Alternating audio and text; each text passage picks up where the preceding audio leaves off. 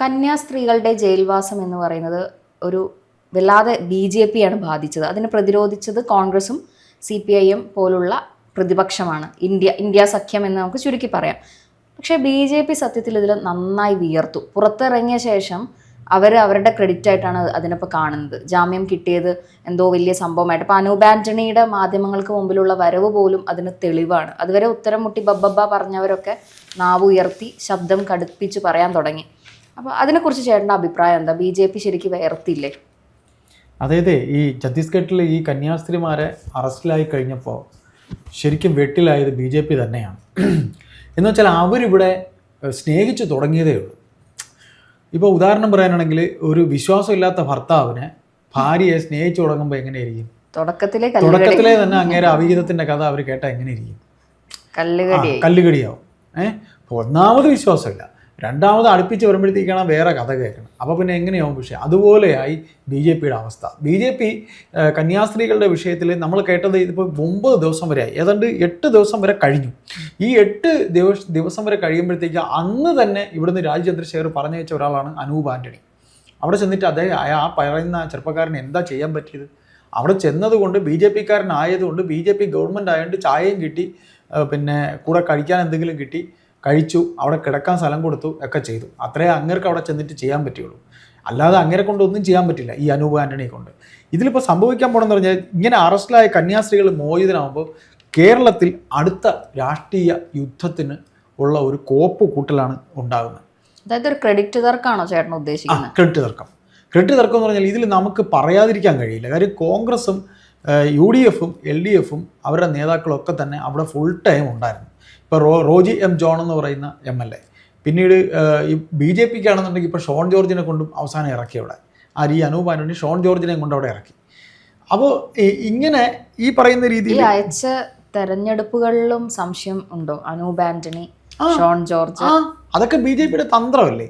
BJPയുടെ ഒരു തന്ത്രമല്ലേ? കാര്യം BJPക്ക് ഇവിടെ ക്രിസ്ത്യൻ വോട്ട് കിട്ടേണ്ടത് അവരുടെ ഒരു ആവശ്യമല്ലേ? അതല്ലേ നമ്മൾ പറഞ്ഞത്. ഇഷ്ടമില്ലാത്ത ഒരു കഥാപാത്രം ആണ് ഇവർ പറയുന്ന പോലെ. ഇവർ ബേസിക്കലി ഇവർ എന്താണ് എന്നുള്ളത് തുടക്കത്തിലെ അവർ കാണിച്ചല്ലോ. ഇപ്പം ബൈബിള് കൈ വെച്ചാൽ ഉടൻ തന്നെ അതെന്താവും? മതപരിവർത്തനമാവും. അവരെ കൊണ്ട് പോകുന്നത് എന്താ? മനുഷ്യക്കടത്താവും. ഇത് രാജ്യം വിട്ടാണോ പോകണം? മനുഷ്യക്കടത്തെന്ന് പറയുമ്പോൾ അതിന് വേറെ ഒരുപാട് മാനങ്ങളുണ്ട്. ഇപ്പം അവിടെ നിന്ന് ഇറങ്ങിയാൽ തന്നെ ഇവർക്ക് കന്യാസ്ത്രീകളുടെ പേരുള്ള FIR റദ്ദാക്കാൻ പറ്റണം. ഇവരെ അറസ്റ്റ് ആയപ്പോൾ ആക്രമം കാട്ടിയവർക്കെതിരെ നടപടി വേണം. ഇതെല്ലാം സഭയുടെ പുതിയ ആവശ്യങ്ങളാണ്. അതായത് ഈ 2 പെൺകുട്ടികളെയും കൊണ്ട് കയറിയപ്പോൾ അവിടെ അവരെ തടഞ്ഞ ആ ഒരു ഹിന്ദു മത സംഘടനയുണ്ടല്ലോ, ബജറംഗ് ദൾ.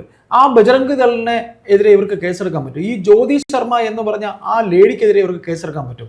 ഇതുവരെ അവരെ ഏതോ കേസിലൊക്കെ അവരോട് പ്രതിയാണ്. അവരാണ് പോലീസിന്റെ മുമ്പ് വെച്ച് ആ കൂടെ ഉണ്ടായിരുന്ന ചെറുപ്പക്കാരൻ്റെ ചെപ്പക്കുത്തി കടിക്കുന്നവരൊക്കെ നമ്മളെല്ലാം കണ്ടത്. എന്നിട്ട് ഈ കന്യാസ്ത്രീകളെ എന്തെല്ലാം പറഞ്ഞ ഒരു തേജോവധം ചെയ്തു. ആ മുറിപ്പാടൊക്കെ പോകാൻ പറ്റും. ഇന്നലെ രാജീവ് ചന്ദ്രശേഖർ ഇതെല്ലാം കഴിഞ്ഞ് പുറത്തിറങ്ങുമ്പോഴത്തേക്ക് മാധ്യമങ്ങളിൽ വെച്ച് നിങ്ങളെ പാർട്ടിയിലെ തുടക്കത്തെ ഉണ്ടാക്കിയിട്ടെന്ന് വെച്ചപ്പോഴത്തേക്ക് ഓടി ഒളിക്കുകയാണ് ചെയ്തത്. നിങ്ങളല്ലേ ഇവരെ അറസ്റ്റ് ചെയ്തത്, നിങ്ങളുടെ പാർട്ടിയിലെ അറസ്റ്റ് ചെയ്യുമെന്ന് വെച്ചപ്പോൾ രാജീവ് ചന്ദ്രശേഖരന് മറുപടിയില്ല. എന്നിട്ടും അവിടെ അയാൾ പൂച്ച വീണ 4 കാലെന്ന് പറഞ്ഞ പോലെ 4 കാലിൽ അയാൾ അവിടെ നിന്നു. അതായത് ഇതിൽ BJPക്ക് ശരിക്കും വിയർക്കേണ്ടി വരും. കാര്യം ജയിൽ മോചനത്തിൻ്റെ ക്രെഡിറ്റ് BJPക്ക് അങ്ങനെ കൊണ്ടുപോകാൻ പറ്റില്ല. കാര്യം രാഷ്ട്രീയ എന്നാൽ ഇതിൻ്റെ ഈ പറയുന്ന രീതിയിൽ ഒരു 9 ദിവസം കിടന്നിട്ട് ഇത് ഇങ്ങനെ മോചിതമാകുമ്പോൾ ഈ രാഷ്ട്രീയമായിട്ട് അവർക്കൊരു ആശ്വാസം BJPക്ക് ഉണ്ടാവും. എന്നാൽ LDFും UDFും നടത്തിയ ഒരേപോലെ ഈ കാര്യത്തിൽ നടത്തിയ കാര്യങ്ങൾ അവർക്ക് പറയാനും കഴിയും. കാര്യം LDFിൽ ഇപ്പം ജോൺ ബ്രിട്ടാസ്, ഇപ്പം എൻ്റെ അടുത്ത് ഇപ്പം മീര ചോദിച്ചു അവർ പേര് നോക്കിയാണോ ഷോണിനെയും അനിൽ ആന്റണിയെ നിർത്തിയത്? അനൂപ് ആന്റണി, അതെ, അനിൽ ആന്റണിയിൽ അനൂപ് ആന്റണി നിർത്തിയത്. അതുപോലെ തന്നെയാണ് ഇപ്പോൾ CPM ചെയ്തിരിക്കുന്നത്. ഈ പറയുന്ന പോലെ ജോൺ ബ്രിട്ടാസിനെ ഇന്നലെ അവരവിടെ ഇറക്കിയിട്ടുണ്ട്. അതുപോലെ നമ്മളെ മാണിസാറിൻ്റെ മോൻ അവിടെ ഉണ്ടായിരുന്നു. ഇന്നലെ ഇത് കഴിഞ്ഞിറങ്ങി ഇപ്പോൾ ബ്രിട്ടാസും മാണിസാറിൻ്റെ മോനുമാണ് കേക്ക് കൊടുക്കാനോ മധുരം കൊടുക്കാനോ തള്ളിക്കൊണ്ടേയിരുന്നത്. മാണിസാറിന്റെ മോൻ ജോസ് കെ മാണി എന്താ പറഞ്ഞത് ഇന്നലെ അദ്ദേഹം പറഞ്ഞത് വിശുദ്ധ മദർ തെരേസമാരെന്നൊക്കെ അവരെ പറഞ്ഞത്. മാണിസാർ ഇതേപോലെ തന്നെയായിരുന്നു. പദങ്ങൾ കിട്ടാൻ ബുദ്ധിമുട്ടൊന്നും ഇല്ലാത്ത ആളാണ് മാണിസാർ. അതുകൊണ്ട് മദർ തെരേസമാരെ നമ്മൾ മോചിപ്പിച്ചു എന്നൊക്കെയാണ് പറഞ്ഞത്. അപ്പോൾ ഇതിൽ ഈ പറയുന്ന രീതിയിൽ ഉണ്ടായിരിക്കുന്ന ഈ ക്രിസ്ത്യൻ സിസ്റ്റർമാർ 2 പേരെ അവർക്ക് നേരെ ഉണ്ടായ ആക്രമണം അത് കേരളത്തിൽ BJPയെ പ്രതിരോധത്തിലാക്കുക തന്നെ ചെയ്യും. അത് പ്രതിരോധത്തിലാക്കി. കാര്യം ഒരു സുരേഷ് ഗോപി തൃശ്ശൂരിൽ നിന്ന് ജയിച്ചത് 1 ലക്ഷം വോട്ടെന്ന് പറയുന്നത് ഹിന്ദു വോട്ടൊന്നുമല്ല. ഹിന്ദുവിൻ്റെയോ മുസ്ലിമിൻ്റെയോ നമ്മൾ ജാതി മതം ഒന്നും പറയുന്നതല്ല. നമ്മൾ അങ്ങനെ പറയുന്നത്, ഇങ്ങനെ പറയുന്നത് തന്നെ വോട്ട് ബാങ്ക് നിലനിൽക്കുന്നത് കൊണ്ട് പറയേണ്ടി അതെ അതെ നമ്മളെ സംബന്ധിച്ച് നമ്മൾക്ക് എനിക്കിത് പറയുന്നതിൽ മീരയ്ക്ക് പറയുന്നതിൽ നമുക്ക് കുണ്ഠിതമുണ്ട്. കാര്യം നമുക്ക് അങ്ങനെയൊന്നും യാതൊരു വിഷവും നമ്മുടെ മനസ്സിലില്ല. പക്ഷേ എങ്കിലും തൃശ്ശൂർ ഈ ജയിച്ചത് ആരെ വോട്ട് കൊണ്ടാണ്? തൃശ്ശൂർ ജയിച്ചത് ഈ രൂപതയുടെ വോട്ട് കൊണ്ട് തന്നെയാണ്. അതിൻ്റെ എല്ലാ ഇതും മാനറിസങ്ങളും തന്നെയാണ് സുരേഷ് ഗോപി തുടക്കം മുതൽ കാണിച്ചത്. പള്ളിയിൽ കിരീടം വെക്കുക, പള്ളിയിൽ പോവുക, അച്ഛന്മാരെ കാണുക, താനും ഒരു ക്രിസ്ത്യൻ മതവിശ്വാസിയാണ്, തനിക്ക് ക്രിസ്ത്യൻ മതം വിശ്വാസമുണ്ട് എന്ന് വെച്ചാൽ ഒരു സിനിമാക്കാരൻ്റെ സകല കള്ളത്തരവും അവിടെ ചെന്ന് കാണിച്ചു അല്ലേ എന്ന് ഇപ്പോൾ ജയിച്ചു കഴിഞ്ഞിട്ട്. എന്നാൽ ഇത്തരത്തിൽ ഇത്രയും ദിവസം കിടക്കുമ്പോൾ ശരിക്കും ഈ പറയുന്ന രീതിയിൽ കേന്ദ്രത്തിലെ ആഭ്യന്തരമന്ത്രി അമിത്ഷാ ഇടപെട്ടുകൊണ്ട് തന്നെയാണ് കോടതി ഇന്നലെ ഈ പറയുന്ന കാര്യങ്ങളിലൊക്കെ തന്നെ ഒരു തീർപ്പ് കൽപ്പിച്ചത്. അപ്പോൾ നമുക്ക് ചോദിക്കാം, ഒരു ആഭ്യന്തരമന്ത്രിക്ക് നമ്മുടെ നിയമത്തിൽ കൈകടത്താനാകുമോ? കേന്ദ്രത്തിലെ ഒരു ആഭ്യന്തരമന്ത്രിക്ക് നിയമത്തിൽ കൈകടത്താനാകുമോ? ഇപ്പോൾ പ്രോസിക്യൂഷൻ ഈ കേസ് ഫസ്റ്റ് ഈ പറയുന്ന പോലീസാണല്ലോ ഫസ്റ്റ് FIR ഇടുന്നത്. ഈ FIR തയ്യാറാക്കിയ പോലീസിന് അല്ലെങ്കിൽ പ്രോസിക്യൂഷന് ഇതിൽ ഒരു കേസിൻ്റെ മെറിറ്റ് ഇല്ലാത്ത രീതിയിൽ അവർക്ക് എഴുതി ചേർക്കാമായിരുന്നു. അപ്പോൾ പ്രോസിക്യൂഷൻ ഇത്തരത്തിൽ കേസ് എടുക്കുമ്പോഴത്തേക്ക് FIR തയ്യാറാക്കുമ്പോൾ എന്ത് തുടക്കത്തിൽ അവർക്ക് അറിയില്ലായിരുന്നു ഇങ്ങനെ. എന്നിട്ട് നേരെ പെട്ടെന്നാണ് പോയത് NIA കോടതിയിൽ. എന്ത് സ്പീഡിലാണ് NIA കോടതി പോയത്? എത്ര കടമ്പകളാണ് കഴിഞ്ഞു പോയത്? ഒന്ന് ആലോചിച്ച് നോക്കുക. അപ്പോൾ ഇത് ദേശീയ ശ്രദ്ധയിൽ ഉയർന്ന ഒരു കേസും കൂടെയായി. കാര്യം UDF LDF കഴിഞ്ഞ ദിവസം പ്രിയങ്ക വരെ ഇത് സംസാരിച്ചു, അതുപോലെ രാഹുൽ സംസാരിച്ചു.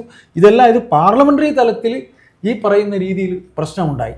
പിന്നെ അതിനോടൊപ്പം തന്നെ ഉയർന്നു വന്ന വേറെ പ്രശ്നം, കേരളത്തിലും ക്രൈസ്തവ മതപരിവർത്തനം നടക്കുന്നു എന്ന് BJP-കാരനായ നേതാവ് സുരേന്ദ്രൻ വരെ വിളിച്ചു പറഞ്ഞു. അത് വീണ്ടും പൊങ്ങി വന്നു അല്ലേ? അങ്ങനെ എല്ലാ തന്ത്രവും ഈ പറയുന്ന രീതിയിൽ കേരളത്തിൽ നിന്ന് എങ്ങനെ എല്ലാ തന്ത്രവും പയറ്റി വോട്ട് പിടിക്കാമോ എന്ന് നോക്കുന്ന BJP-യെ സംബന്ധിച്ച് വളരെ അപ്രതീക്ഷിതമായ ഒരു ആഘാതം തന്നെയായിരുന്നു ഈ ഉണ്ടായിരിക്കുന്നത്. കാര്യം എന്ന് പറഞ്ഞാൽ രാജീവ് ചന്ദ്രശേഖരനെ ഇവിടെ കൊണ്ട് കേരളത്തിൽ ഇറക്കിയത് എന്തിനായിരുന്നു? ഈ പറയുന്ന ക്രിസ്ത്യൻ വോട്ട് എന്ന് പറഞ്ഞാൽ രാജീവ് ചന്ദ്രശേഖർ ഇവിടെ വന്നു കഴിഞ്ഞിട്ട് ആദ്യം ചെയ്തതെന്ന് പറഞ്ഞാൽ ക്രൈസ്തവരെ വോട്ട് നേടുക എന്നുള്ളൊരു ലക്ഷ്യത്തോടെ നമുക്ക് ഈ പറയുന്ന RSS ബാക്ക് ബോൺ ആയിട്ട് ഉണ്ട് എന്നുണ്ടെങ്കിൽ, BJP ഉണ്ടെങ്കിൽ നമുക്ക് വോട്ട് വേണമെങ്കിൽ ക്രിസ്ത്യൻ വോട്ട് കൂടെ വേണം എന്നൊരു തന്ത്രവും കൂടെ അദ്ദേഹത്തിൻ്റെ മനസ്സിലുണ്ടായിരുന്നു. അങ്ങനെ അദ്ദേഹം ക്രൈസ്തവ പ്രീണനത്തിന് വേണ്ടി ഇറങ്ങാൻ ഇരിക്കുന്ന ഒരു അവസരത്തിലാണ് കണ്ട എല്ലാവരെയും വെട്ടി നിരത്തി അവർ തന്നെ ഒരു പുതിയ ടീമിനെ ഉണ്ടാക്കി, പഴയ ടീമിനെയൊക്കെ വീട്ടിലിരുത്തി, എന്നിട്ട് പണി തുടങ്ങി വരുമ്പോഴാണ് ഈ വരുന്ന അപ്രതീക്ഷിതമൊക്കെ. എന്നിട്ട് അതിനോട് കേൾക്കുന്ന വേറൊരു വർത്താനം അറിയും, കൂടുതൽ അങ്ങനെ ക്രൈസ്തവ സ്നേഹമൊന്നും കാണിക്കണ്ട എന്നൊരു മെസ്സേജ് RSSൻ്റെ തലപ്പത്തുനിന്ന് രാജീവ് ചന്ദ്രശേഖരന് കിട്ടിയെന്നും വാർത്തയുണ്ട്. അങ്ങനെ കൂടുതൽ വലിയ സ്നേഹമൊന്നും കാണിക്കണ്ട എന്ന് പറഞ്ഞതായിട്ടും വാർത്തയുണ്ട്. അപ്പോൾ അങ്ങനെ നോക്കുമ്പോൾ ഇതൊരു അപ്രതീക്ഷിതമായിട്ടുള്ളൊരു ആഘാതം തന്നെയാണ്.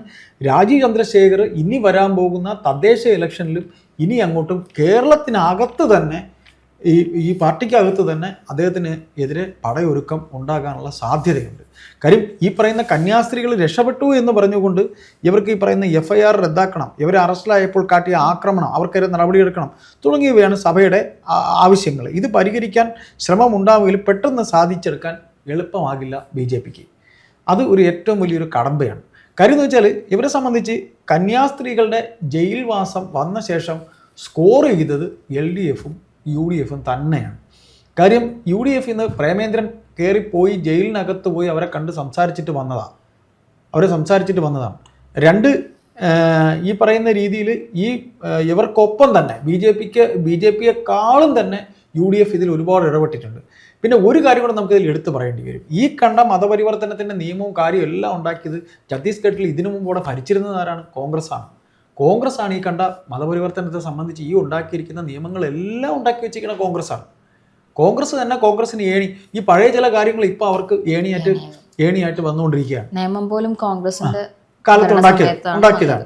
5 പുരോഹിതരെ നേരത്തെ അറസ്റ്റ് ചെയ്തൊരു സംഭവം വരെയുണ്ട്. അപ്പോൾ നമുക്കിതിൻ്റെ ഒരു ആകെ ചുരുക്കെടുത്ത് പറയാനെന്നുണ്ടെങ്കിൽ ഇതിൻ്റെ ഒരു ലാഭം അല്ലെങ്കിൽ ഇത് ആർക്ക് ജയിൽവാസം കഴിഞ്ഞു, അവർ വന്നു, BJP തലയൂരിയെങ്കിലും അതിൻ്റെ പരിണിത ഫലം എന്തായാലും തദ്ദേശ ഇലക്ഷനിലും നിയമസഭാ ഇലക്ഷനിലും BJP-ക്ക് നേരിടേണ്ടി വരും. ക്രെഡിറ്റിനൊരു പ്രശ്നമുണ്ട്. ക്രെഡിറ്റിന് അങ്ങനെ ഇപ്പോൾ BJP-ക്ക് ഇതിൻ്റെ ക്രെഡിറ്റ് ഒന്നും കൊണ്ടുപോകാൻ പറ്റത്തില്ല. കാര്യം അത്ര കണ്ട് കട്ടയ്ക്ക് UDF-ഉം LDF-ഉം അവിടെ നിന്നിട്ടുണ്ട്. അതിവിടെ നമ്മൾ മുഖ്യധാരാ മാധ്യമങ്ങളിലൂടെയൊക്കെ തന്നെ ഇത് കണ്ടിരിക്കുകയാണ്. അത് ജനത്തിന് മനസ്സിലായിട്ടും